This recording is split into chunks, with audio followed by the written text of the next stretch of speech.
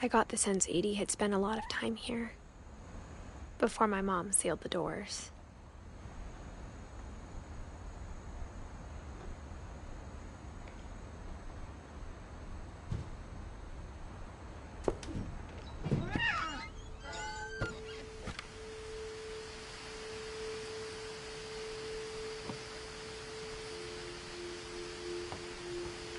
This will be obvious later, but my mom never told me any of these stories.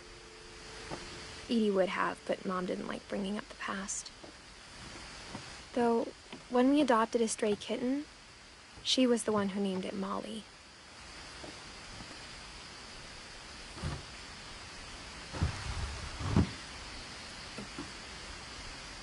I spent a lot of time in Great-Grandma Edie's room.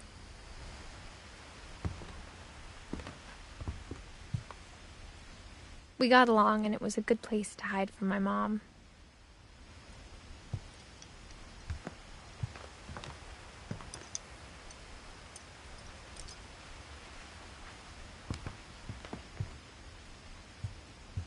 When Edie told people Sven was killed by a dragon, she could also have said he was building a dragon-shaped slide that collapsed. She could have, but she didn't.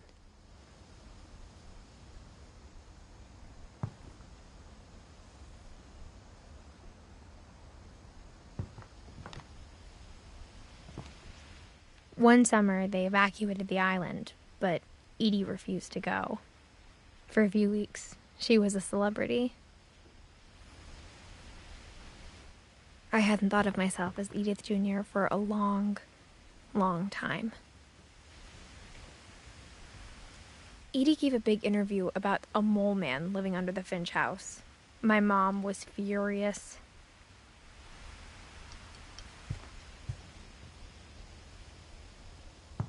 Even in her 90s, sometimes Edie seemed a lot younger than my mother.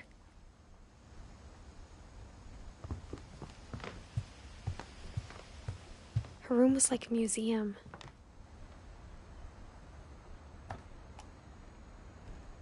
For 500 years, the Finches have been famous throughout Norway for their fortune and misfortune.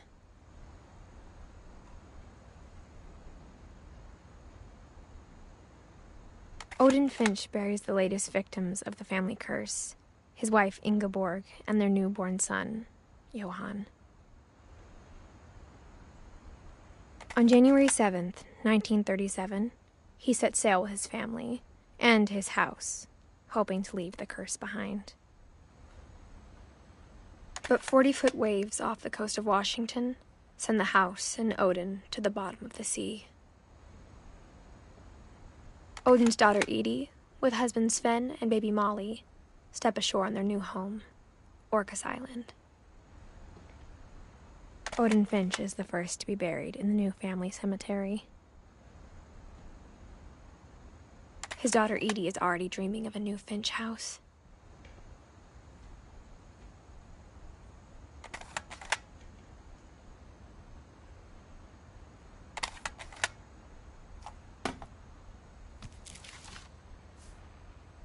Whatever's wrong with this family, it goes back a long ways.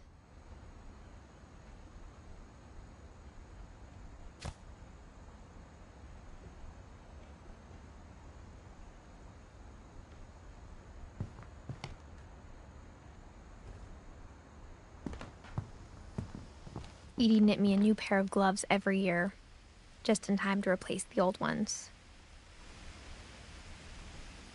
Louis died a week before we left, but Edie had already started to memorialize him.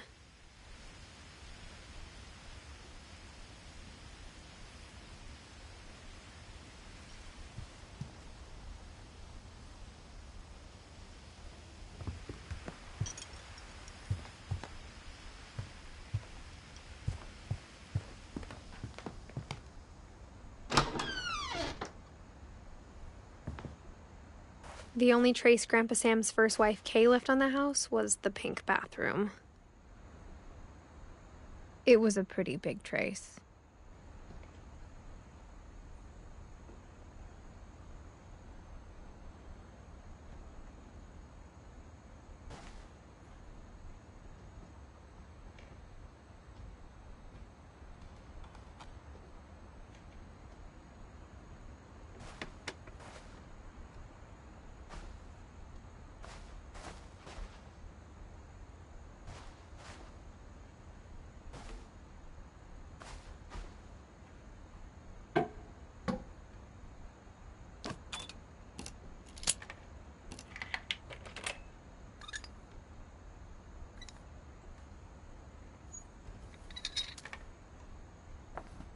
There's a secret in this bathroom. It's in the last place you would look. It isn't in the cupboard. It's hidden in this book.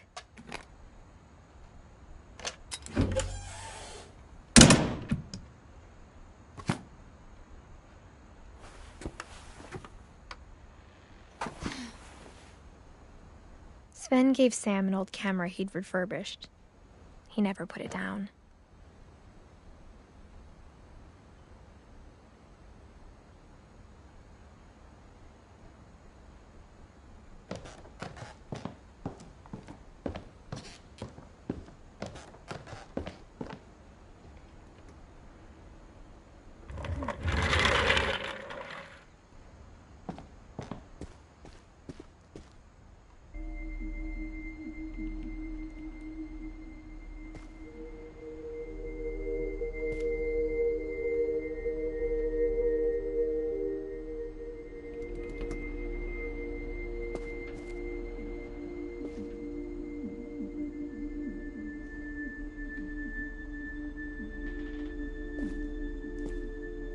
I knew Grandpa Sam had a twin,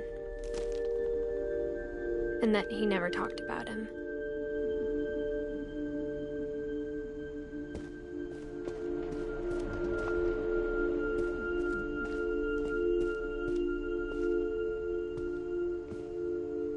I guess my grandpa didn't like history any more than my mom did.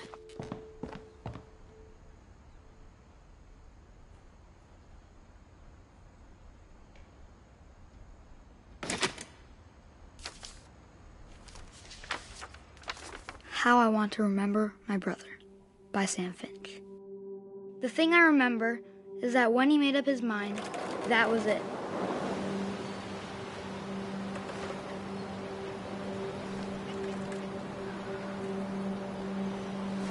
My brother said he'd die before he ate another mushroom, and he did. At Barbara's funeral, we swore we'd never be afraid again. And he wasn't. I think Calvin always wanted to fly. Sam! Calvin! Dinner's ready! Coming! But that day, he finally made up his mind to do it. I told him going around was impossible. Maybe if I hadn't said that,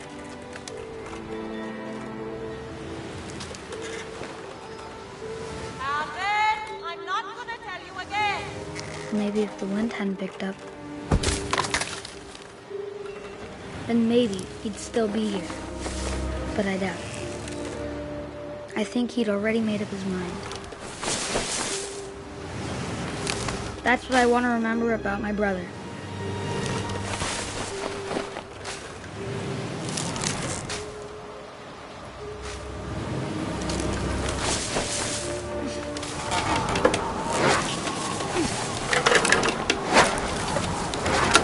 The day he made up his mind to fly, and he did.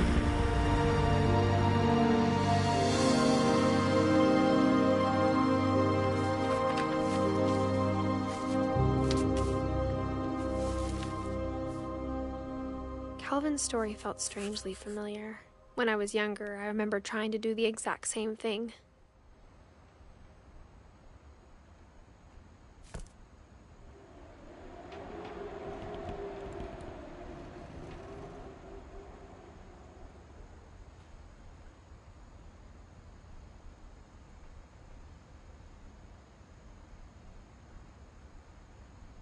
After the funeral, Edie roped off Calvin's half of the room.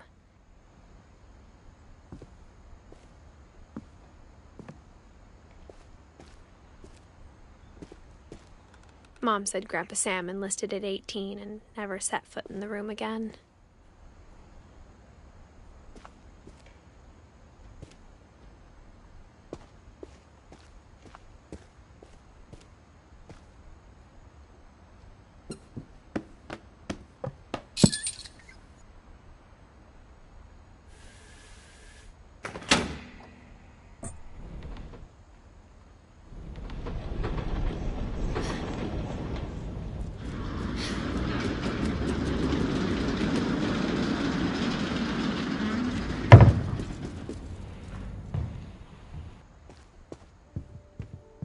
passages were a pretty tight fit.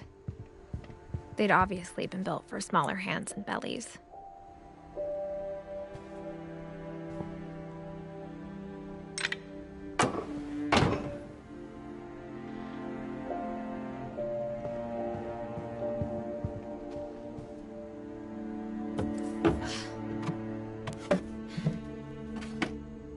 Growing up, I always thought of Barbara as a child star.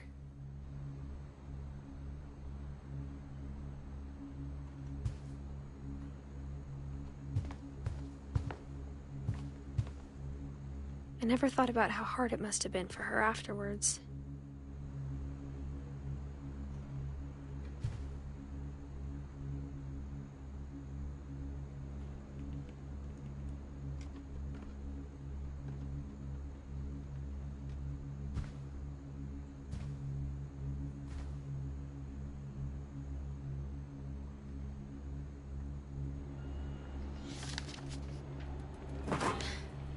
Of all the stories people wrote about Barbara's death, I'm surprised Edie saved this one.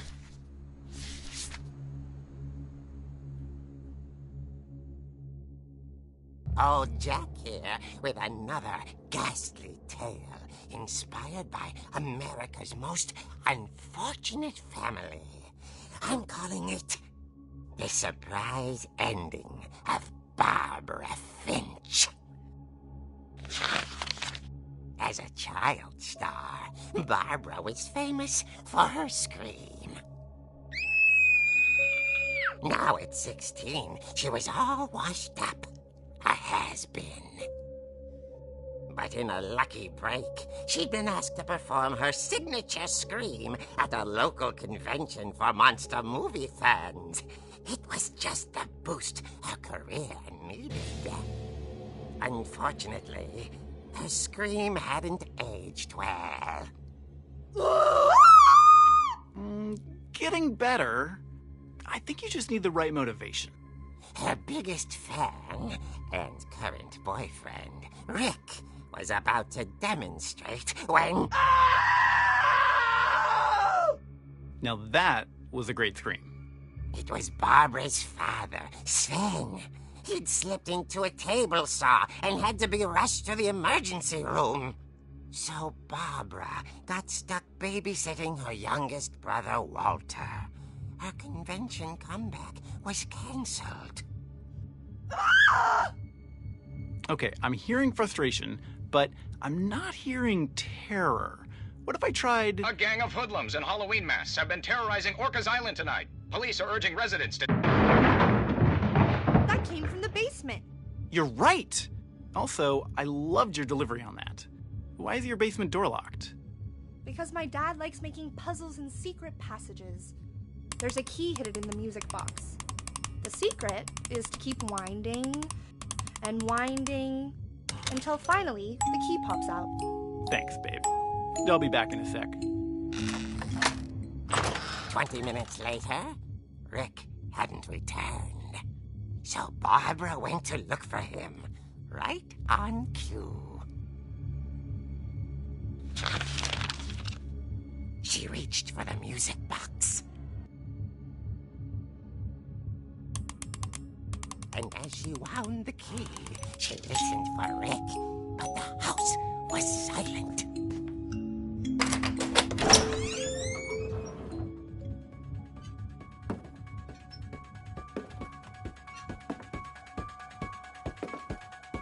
She found Rick's crutch and imagined the worst.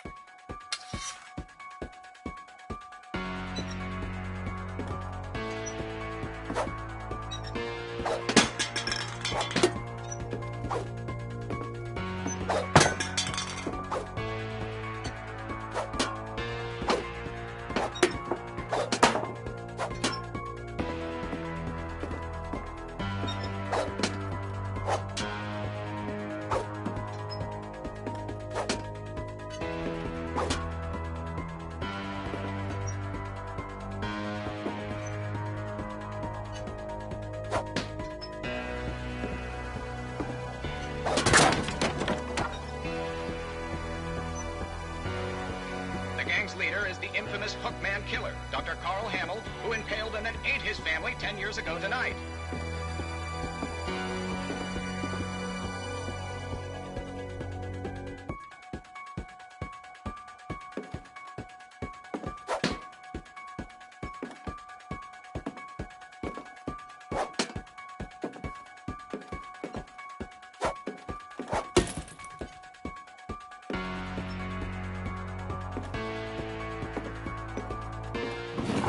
It rattled and grew still.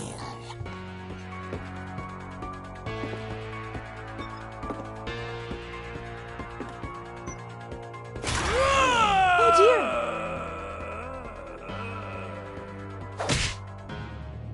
Oh! Rick?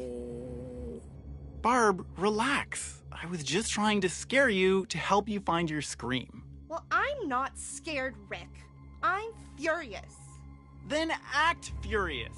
All I'm getting from you now is that you're hurt and confused and you...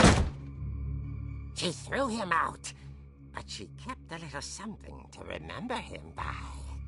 Barb, have you seen my other crutch? And she was still holding it when she fell asleep watching the late picture show. Hours later... Barbara! Walter, what's going on up there? Ah! Okay, I'm coming up, but if this is a trick, you're dead, Walter.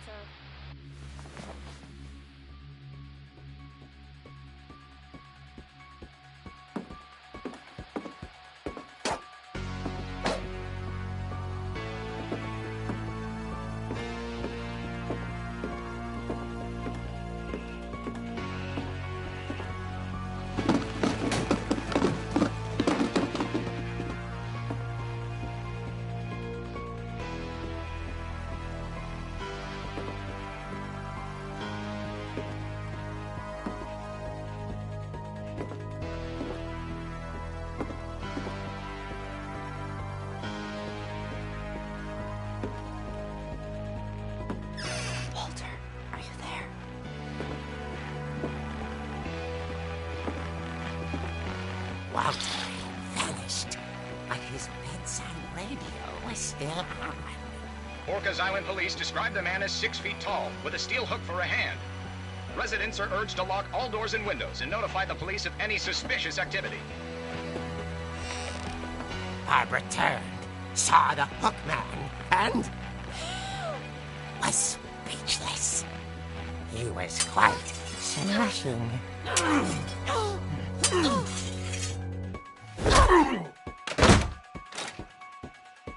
And he was. He couldn't get enough of Barbara. Okay, Barbara, there's gotta be another way out of here. That night, she played her part beautifully.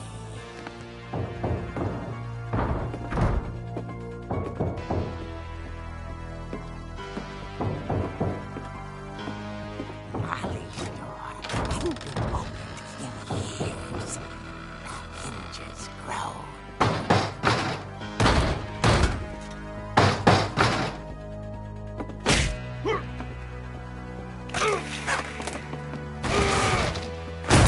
He wasn't moving, but she sensed the story might not be over yet.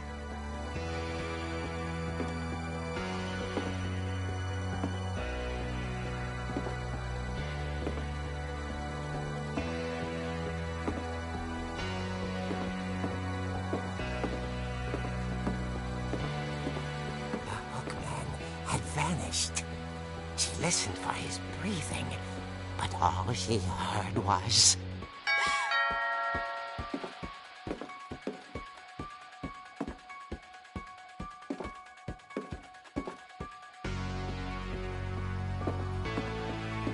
Someone at the door was dying to speak to young Barbara.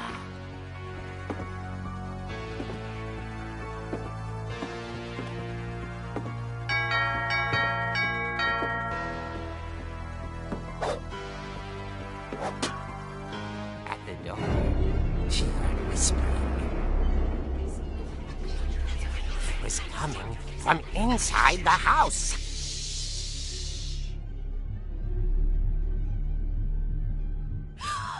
Oh dear.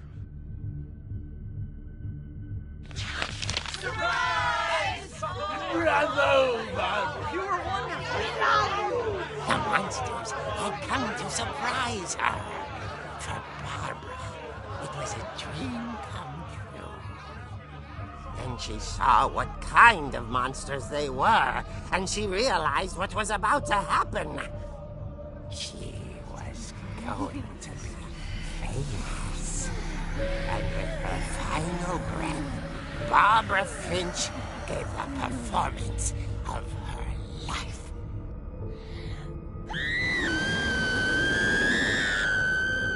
I wasn't there myself, but I hear Barbara was magnificent. Poor girl. She had a taste for stardom. But unfortunately, so did her fans. Of course, the police blamed it all on poor Rick, who disappeared the same night. And little Walter, hiding under his bed the whole time. He took it all pretty hard, but that's another story. As for Barbara, tucked inside the music box is all they ever found of her. Her ear. Now that's what I call a real eerie tale.